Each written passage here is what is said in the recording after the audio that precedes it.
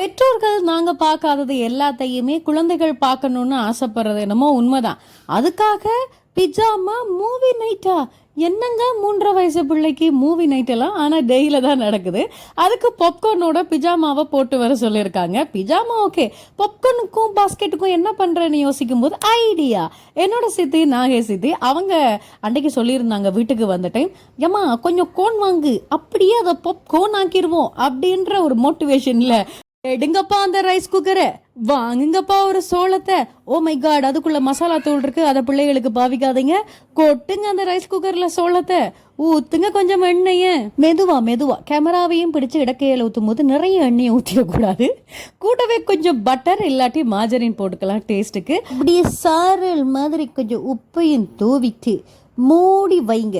ரொம்ப முக்கியமான விஷயம் மூடுறது. ஏன்னா டப்பு டுப்பு டுப் டப்பு டுப்பு டுப் அப்படின்னு வெடிக்க பார்க்கும். அப்புறம் முகம் எல்லாம் சேதாரமாகும்.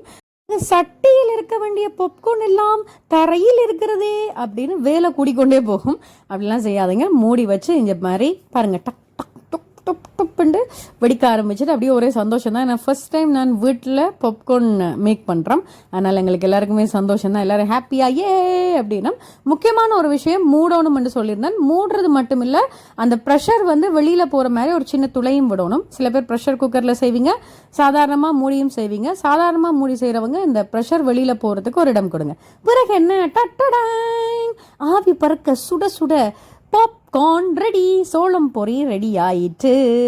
டேஸ்ட்டுக்கு நீங்கள் உப்பு கொஞ்சம் சேர்த்துக்கொள்ளலாம். சில பேர் மிளகாத்தூள்லாம் சேர்ப்பீங்க, அது உங்களுக்கு ஏற்ற மாதிரி நீங்கள் சேர்த்துக்கொள்ளுங்க. இதுக்கப்புறமாக இதை கொண்டு போகிறதுக்கு ஒரு பாஸ்கெட் செய்ய போகிறோம். சமபோஷாக்கு அட்டான்னு கேட்டால் நோ வே. நான் சமபோஷாவால் எங்களுக்கு ப்ரெஸ் ரிலீஸில் கிஃப்ட் கொடுத்துருந்தாங்க. அந்த பேக்கை தான் ரீயூஸ் பண்ண போகிறோம். அதனால் அவங்களுக்கு ஒரு தேங்க்ஸை போட்டுடலாம். இப்போ ஸ்பீட் மூட்டில் பாருங்கள் எப்படி செஞ்சுருக்கோன்னு.